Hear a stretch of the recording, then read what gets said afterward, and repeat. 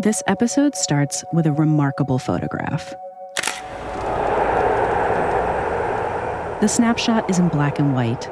It's of a packed stadium with an athletic track, and there are 3 black men dressed in white sweaters in the center of the frame. Your eyes go right to them. They're walking behind a woman holding a sign that reads Puerto Rico, along with the same name in Russian. They're at the 1980 Moscow Olympics. La Brega producer Ezequiel Rodriguez Andino showed it to me. He actually has a copy at home because there's a mystery behind this image, this moment when 3 Afro-Boricua men represented Puerto Rico in the Soviet Union. And what has always grabbed my attention with this specific photo are their somber expressions. Of course, we expect to see these athletes proud to be at the Olympics, a big smile on their faces. Exactly. And every Olympic delegation has an appointed flag bearer who's supposed to carry the flag from the country they're representing. It's a huge honor. But our guy in the photo isn't carrying the Puerto Rican flag. He's holding an Olympic one.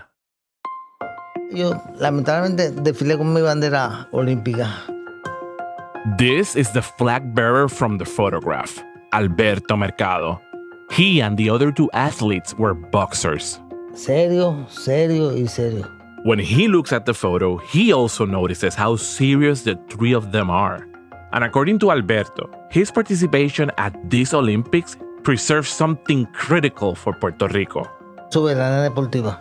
Soberanía deportiva. Sport sovereignty. So, national teams are separate from their governments. And in Puerto Rico, that means that we get to play as our own country in international sporting events. And in 1980, Puerto Rico is there in Moscow, competing as an independent nation while also existing as a U.S. colony. But the Cold War is going on, and there are these tensions between the U.S. and the Soviet Union. Yes, and precisely that detail is what leads to questions I've always had about this photograph. How did these 3 Afro-Boricua boxers come to be in Moscow representing Puerto Rico, but without the Puerto Rican flag? You know, what led to this moment? What really happened that day? Este día pasaron muchas cosas. ¿Las digo o no las digo?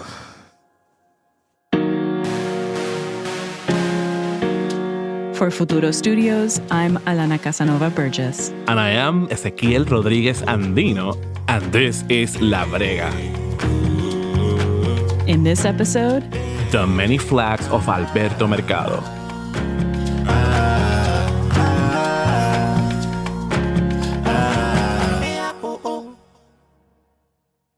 Season 3 of La Brega was made possible by the Mellon Foundation, which seeks to build just communities enriched by meaning and empowered by critical thinking, where ideas and imagination can thrive. Hi, La Brega listeners. Not everybody learns a new language the same way. Rosetta Stone allows you to change your settings and focus more on reading and writing, or more on speaking and listening, or to do a mix of both. Don't wait. Unlock your language learning potential now. La Brega listeners can grab Rosetta Stone's lifetime membership for 50% off. That's unlimited access to 25 language courses for life. Visit rosettastone.com/labrega to get started and claim your 50% off today. Go to rosettastone.com/labrega and start learning today.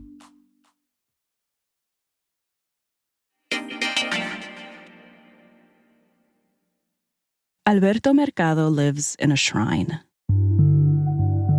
Well, he actually lives above a small museum that honors his remarkable life. But the shrine isn't for him. It's for Puerto Rico. Ezequiel and I visited this museum, along with our editor, Laura Perez, that's in a 2-story building on a corner of a street in Cayey, Puerto Rico. And if you visit, and you really should, you'll find Alberto, an Afro-Boricua with a clean buzz cut. Hola, Alana Casanova. Alberto Mercado. He's my height, around 5'5", and the day that we met, he was wearing a crisp white button-down shirt. And he smelled lightly of aftershave. He's 64 years old, and he's got a mischievous sense of humor. He's always setting you up. ¿Qué pasa? Que me encanta el setup. El setup es tan serio. Uno dice, ya lo quiero. The museum is actually 2 rooms, covered wall to wall with photos, mementos, and newspaper articles about Alberto's career as a boxer representing Puerto Rico. Fui campeón centroamericano en 1977 en la ciudad de Panamá.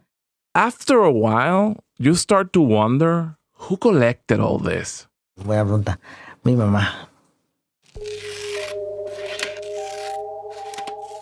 Mira, Alberto used to see his mother with a pair of scissors, carefully snipping away at newspaper articles that Alberto was featured in. He used to tell her to stop collecting the newspaper clips. Mami, bota eso. But his mother would tell him, "You do your thing and I'll do mine."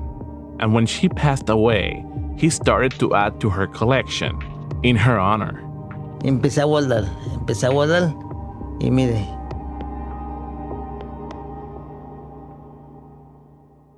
Alberto's road to Moscow began in Cayey, Puerto Rico, where he was born in 1961.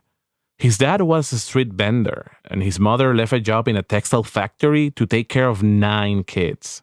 They lived in a public housing complex. They grew up in poverty. If there was food, they eat, Cuando había comida, pues comía. and if there wasn't, then they wouldn't. Cuando no había comida, pues ya tú sabes, pues no comía. Alberto went to public school, where he got bullied. But one day, he decided to fight back. Alberto pelea. Pues yo empecé peleando en la calle. Y de la calle me fui al gimnasio. So he found a gym in his public housing complex where he started to release all this pent-up anger. Alberto, 3 rounds de charo boxing. Estoy entrenando. Today, at 64, Alberto still got it. When he shows us how he used to fight, he cuts through the air, shadow boxing with an imaginary enemy. And then, he shares what he used to think inside the ring. Quiero hacer lo peor. Quiero hacer daño. Romperle la cara, cortarlo, He's thinking about breaking his opponent's face, partirle los dientes. knocking their teeth out. Eso es lo que yo quiero. 1, 2, 3, 4. He explained that the bullying he faced fueled his will to fight. When he was 14, he joined las Olimpiadas Jíbaras. These were sporting competitions organized by the government for youth from housing projects all over Puerto Rico. There, Alberto knocked out 2 of his rivals and was crowned as champion. But Alana, his mother was not very happy though. Right. He was not the only boxer in the family. She had 2 other sons, plus now Alberto. She told him, Si vas a boxear, haz las cosas bien o no las hagas. If he's going to do this, he has to do it right or not at all. Alberto started to win in the ring more and more. And his mother ended up supporting his boxing dream. And she wasn't the only one on Alberto's side. At 17, he had gotten the gold for Puerto Rico in the Caribbean and Central American Games. The president of the Puerto Rican Olympic Committee, Germán Tequehoff Sampaio, soon noticed him. Don Germán era un hombre firme, fuerte. Estaba bien claro lo que él decía.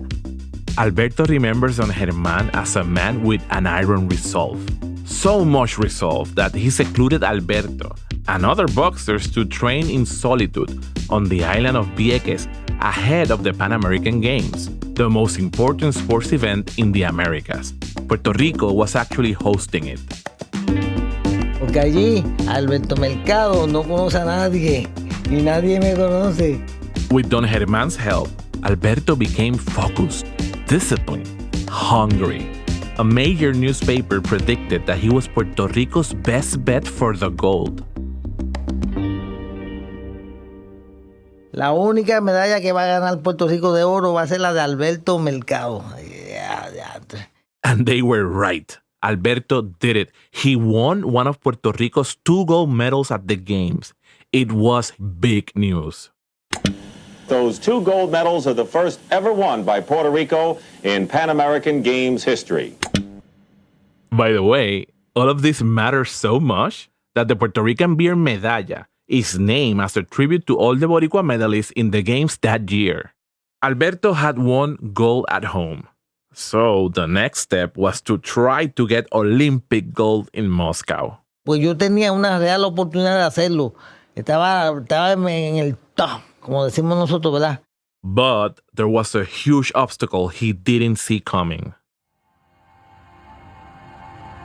December 27, 1979. Thousands of miles away from Puerto Rico, Soviet troops invaded Kabul, the capital of Afghanistan. Even though most analysts knew there were thousands of Soviet troops in Afghanistan, last week's coup d'etat caught most of them by surprise. From the Soviets' point of view, they were defending the communist Afghan government from insurrection, while the United States saw it as the Soviets invading a country in crisis. This heightened the already tense relationship between the Soviet Union and the United States. And I have notified the Olympic Committee that with Soviet invading forces in Afghanistan, President Jimmy Carter, in his January 1980 State of the Union, neither the American people nor I will support sending an Olympic team to Moscow.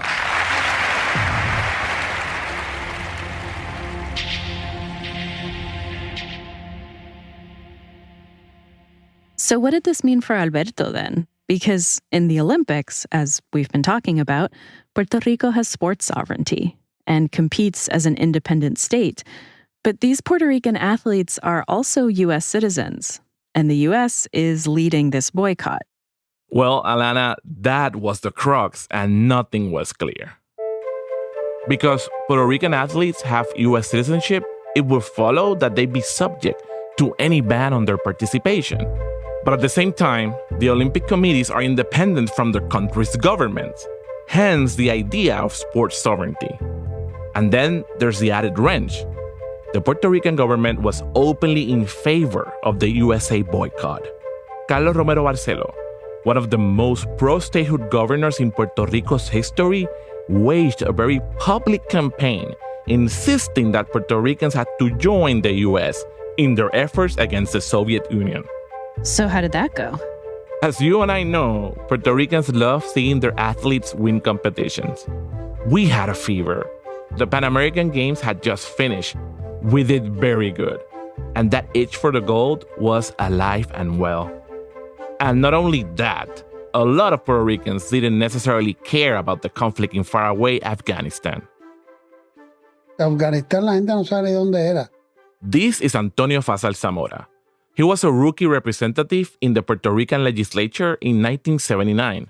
Si tal vez la invasión hubiera sido a República Dominicana o algún país cercano.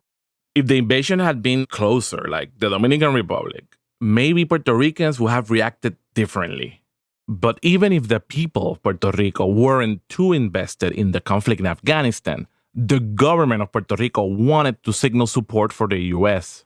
The governor pressured the legislature to pass a resolution in support of the boycott, and then they cut funding for the Olympic Committee, and that created pressure amongst the individual sports federations. And these months before the games are usually the time when athletes who have qualified know that they're heading to the Olympics, and they're preparing day and night, day and night, day and night.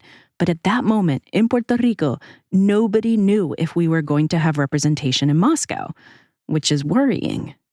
Yeah, and Alberto was certainly worried as well, and he definitely wanted to go. He was 19 and still in high school. With fewer than 5 months to go before the competition, he decided to keep training. He was already a celebrity, and he was quoted in the newspaper saying, and I'm translating here, "Winning a gold medal is an opportunity that Puerto Rico should not throw away." In the middle of all this political heat, the Puerto Rican Olympic Committee took a stand. Its president, Don Germán Riquejoff, insisted their sports sovereignty must be upheld. He declared that no government could impose a boycott.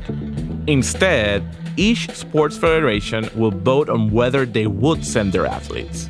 For Alberto, this meant that his chance for the gold would really depend on the delegates of the Puerto Rican Boxing Federation. Todas las federaciones le cogieron miedo al cuco. Alberto still feels that the federations were afraid of the boogeyman.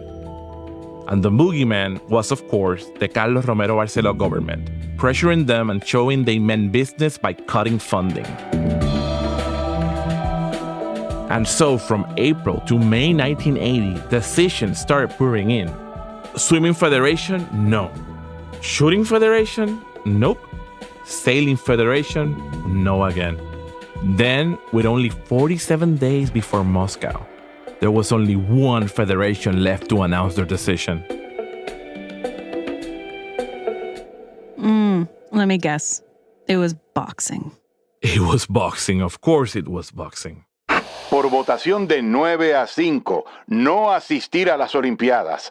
Mercado le pidió a los delegados de boxeo que le concedieran un turno para hablar, y él mismo le fue concedido unánimemente. And in a 9-5 vote, the Boxing Federation decided they would not attend the Olympics. The pro-boycott people felt like they won.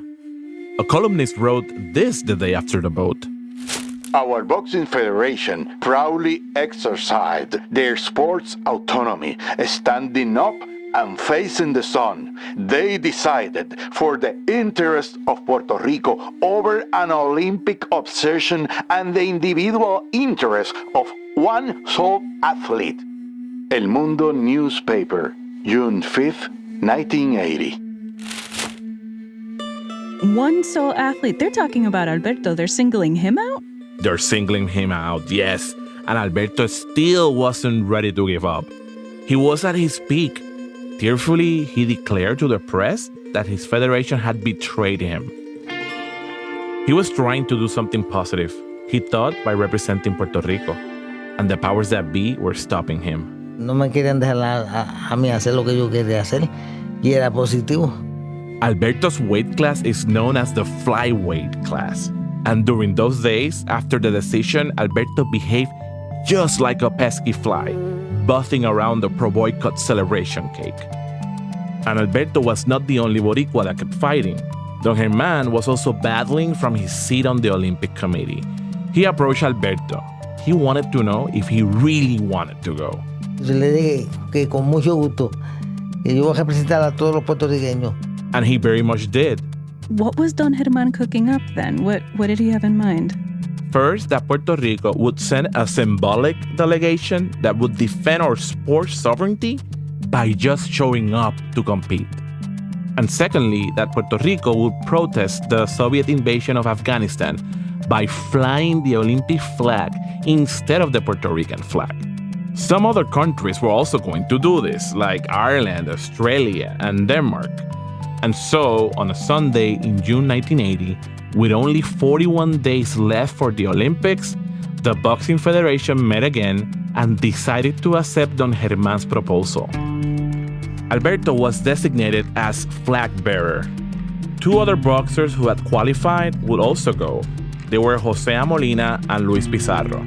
Alberto still feels that this was the ultimate act of defiance, challenging the idea that the U.S. owns Puerto Ricans and Puerto Rico. For Alberto, it has always been clear who he belongs to. Yo le dije que yo soy propiedad de mi mamá y mi papá. His mom and his dad. Yo voy para Rusia, pase lo que pase. Alberto was determined to go to Russia to compete, but the fight wasn't over, and the question of the flag would come up one more time. That's when we return. This is La Brega. Hi, La Brega listeners. I want to let you in on a secret and on a great deal. First, here's the secret. Even when you host a bilingual podcast, pronunciation can be tricky. It was even a target for sabotage, for sabotage, for sabotage, for sabotage. Were either of those right? That's because it's one thing to see a word on a page and another thing to say it out loud. And we all, very clearly, need help with that. So it makes sense that Rosetta Stone has pronunciation feedback as part of their language learning lessons. You're going to get a ton of practice saying words and phrases out loud. You're also going to learn new vocabulary, and Rosetta Stone will teach you what the rules of grammar are for that language, so you can put everything together. What you want is to build the confidence to actually speak to real people. And it's that confidence that's going to allow you to open the door to a whole other language. So that's the secret I wanted to tell you. And here's where the great deal comes in. Don't wait. Unlock your language learning potential now. La Brega listeners can grab Rosetta Stone's lifetime membership for 50% off. That's unlimited access to 25 language courses for life. Visit rosettastone.com/La Brega to get started and claim your 50% off today. Go to rosettastone.com/La Brega and start learning today.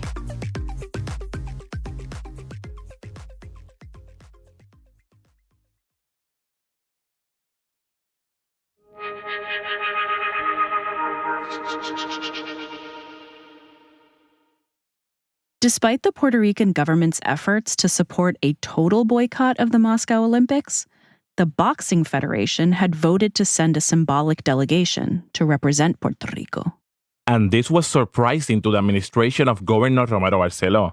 They really thought that the fight had been called. So they escalated. And now Alberto, the designated flag bearer, was in their bullseye. First, they played nice. Alberto recalls the administration offering him things like a house, a brand new car, and even a pension for life if he didn't go to Moscow. Me ofrecieron una casa, un carro y una pensión por el resto de mi vida. But Alberto said no. Then one day, a line was crossed. Alberto's mother received a surprise visit from a government official with a message. Que le van a quitar los cupones de alimentos, que posiblemente lo van a sacar del residencial público. The official suggested to Alberto's mother that she might lose her food stamps or perhaps even her public housing if her son insisted on going to Moscow. I remember I saw a newspaper article in the museum about these allegations because the press was reporting on it at the time. This was all public. That's why I asked Fasal Zamora, the rookie representative in the Puerto Rican legislature, if he had heard about these tactics. He said yes. So eso sí pasó, eso estaba pasando, no es que la gente se inventó. No, había presión. Y venía de Fortaleza. Claro. That claro, meaning of course, and that the pressure was coming from the governor.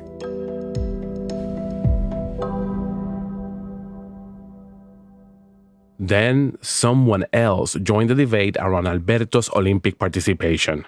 Luis Aferré, another pro-statehood former governor, was the president of the Puerto Rican Senate during that period.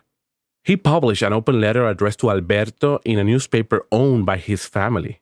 While the letter itself is very long, I want to share the parts that make my stomach turn. I'm translating here, of course. Many are the athletes over many continents that will not participate in the Olympics like Puerto Rico. But you abandon them and you refuse to participate in their sacrifice. Instead, you have let yourself be blinded by your ambition, while others have put their morals and their values before themselves. You have no anthem and you have no flag. So who are you representing? Not your people, but your senseless ego. Mira, I have to stop here because I want to make it clear that this letter was written by a 76-year-old white Puerto Rican millionaire to an Afro-Puerto Rican teenager living in a public housing project in Cayey. Well put. Ferré actually sent a copy of this letter to Alberto's training facility in Mexico. And when a government official called him about it at the time, Alberto admits his response was brash. Con la misma carta que acabo de recibir tal día, yo me acabo de limpiarme el CULO. Alberto told him that he was going to take that letter and use it to wipe his ASS. Nos vemos, bye.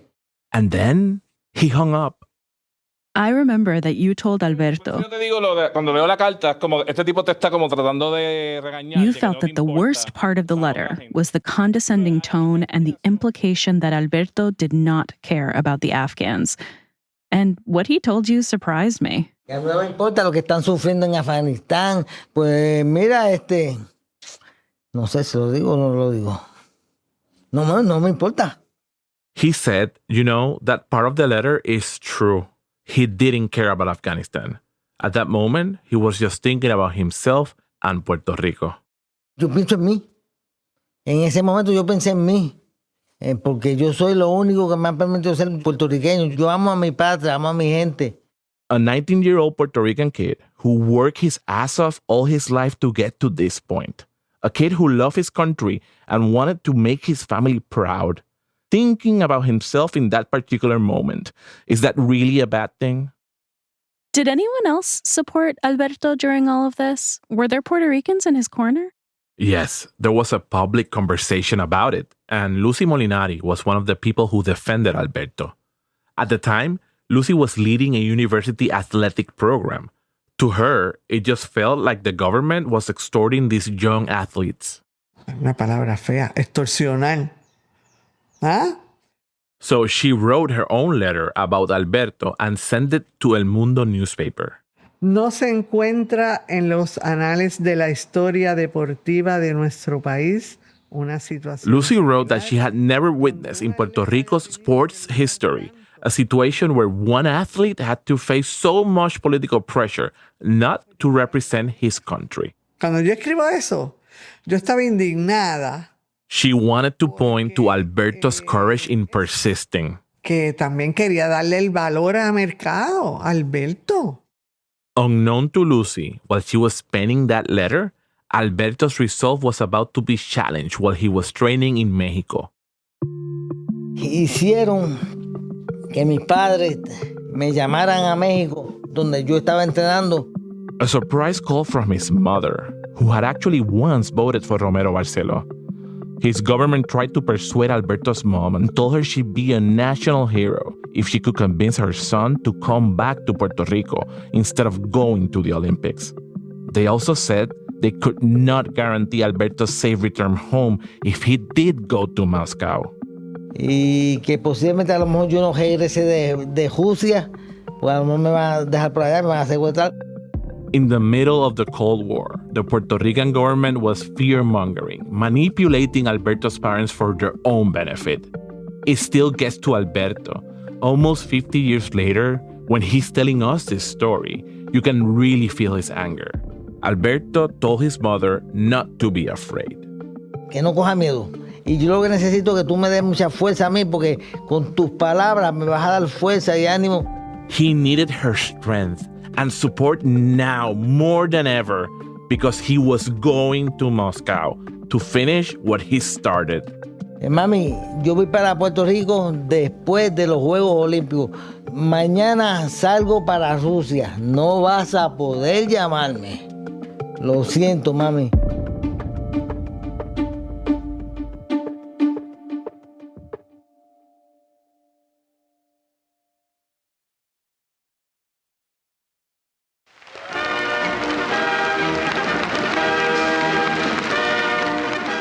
Lenin Central Stadium, Moscow, July 19th, 1980.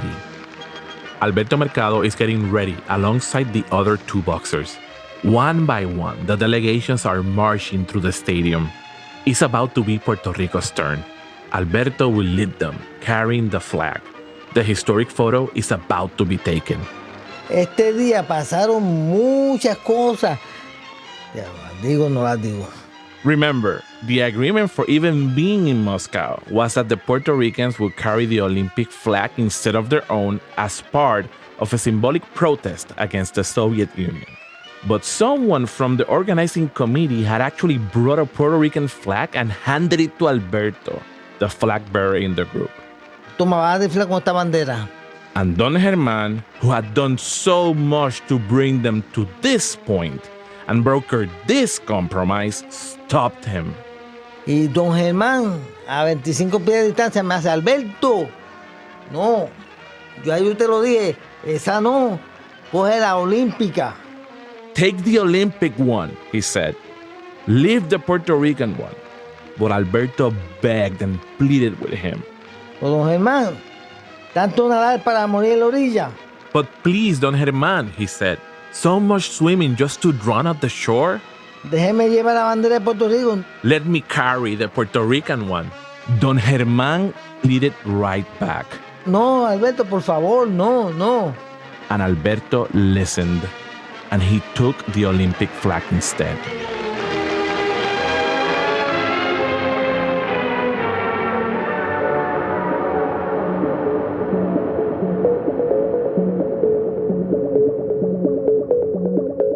Alberto says the regret was immediate. After the parade and the photograph and the sad faces, Don Germán went up to him in tears, apologizing. Después del desfile, lamentablemente él viene llorando donde mí y se disculpa conmigo. He should have let Alberto carry the right flag. Si estamos ahí, tanto trabajo que pasamos, para después decirme que no. No, se arrepintió. Wow. Did Don Germán ever talk about that regret? Alana, he has since passed away, so we can't directly confirm Alberto's recollection with him. But a lot of people who knew him, including Lucy Molinari, recognize the Don Germán she knew in this story. Cuando oigo a Alberto, yo digo, es que ese era Don Germán. And sports historian Carlos Uriarte shared this in a book talk, that Don Germán did lament his decision, even expressing regret on his deathbed. Una fue no desfilar con la bandera de Puerto Rico en Moscú. Se lo dijo Don Germán en su lecho de muerte.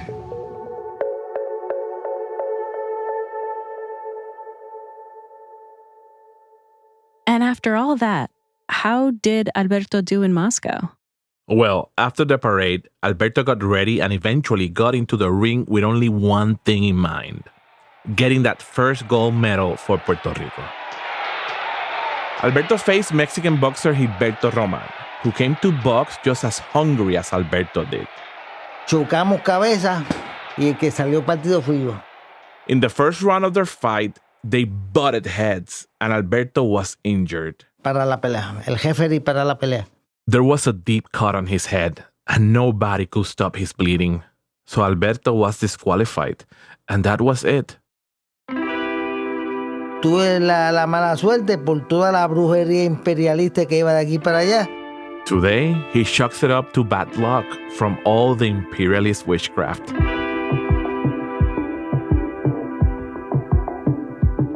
After months of a very public battle to get there, Alberto's Olympic dream ended with a head wound that required 4 deep stitches. Yo podía seguir peleando. Me dañó mi futuro. But Alberto has had time to realize something. That even when he failed at getting the gold, he has been immortalized as a proud Boricua athlete who dared to disobey. Quedé por lo menos como un boxeador, un atleta puertorriqueño desobediente, contra viento y marea. Pushing, he says, against the winds and the tides.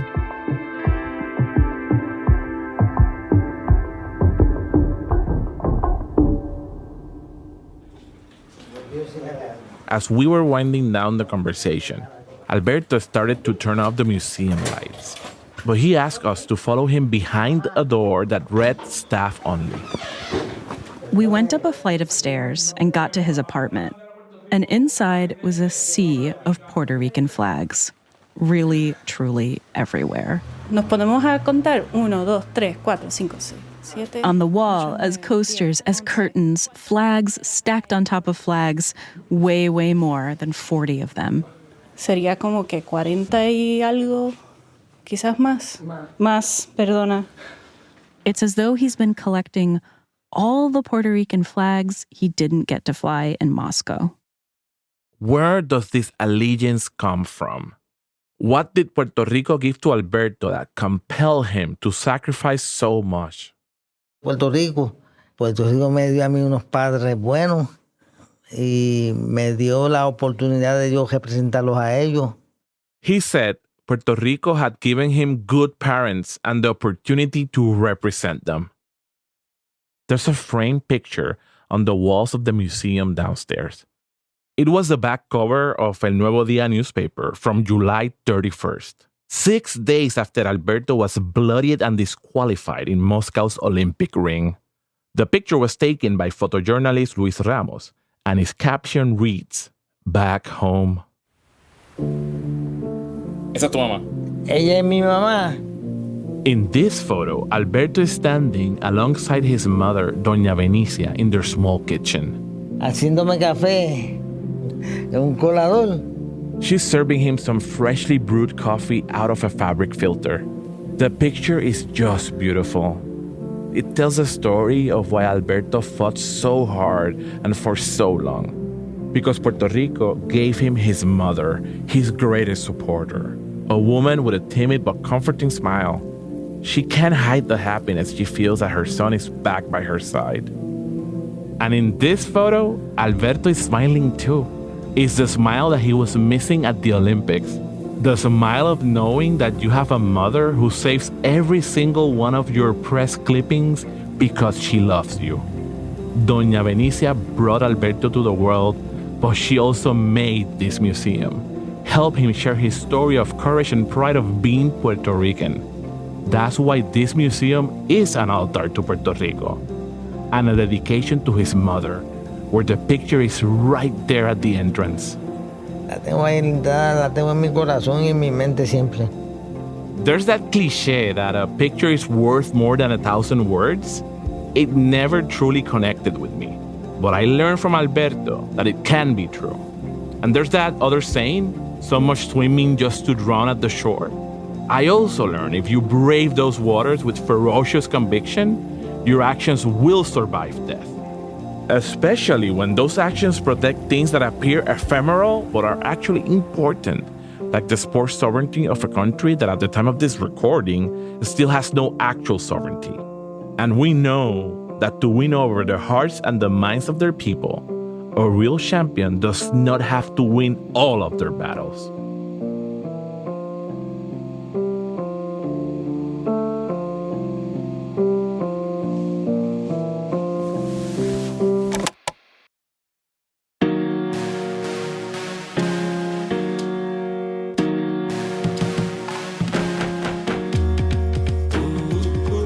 On the next episode of La Brega, immigration officials told Isabel Gonzalez that she couldn't enter the U.S. from Puerto Rico.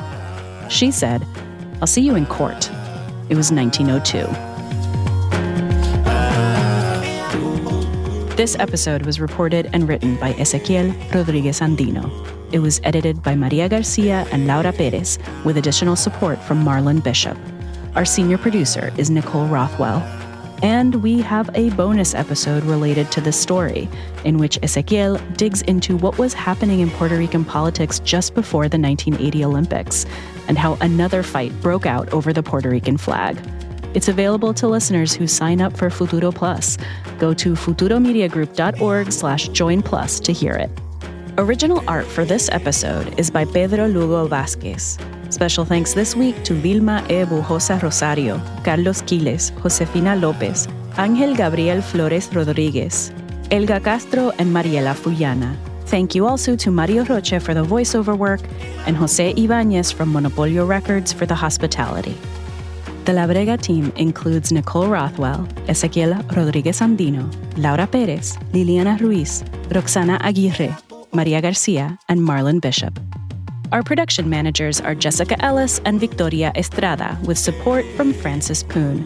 And our marketing team includes Anelo Reyes and Luis Luna, with support from Paloma Perez and Jackie Hill. Fact-checking this season is by Laura Moscoso and Tatiana Diaz Ramos. Sound design by Jacob Rosati. Mixing by Stephanie LeBeau, Julia Caruso, Jacob Rosati, and JJ Karubin. Scoring and musical curation by Jacob Rosati and Stephanie LeBeau.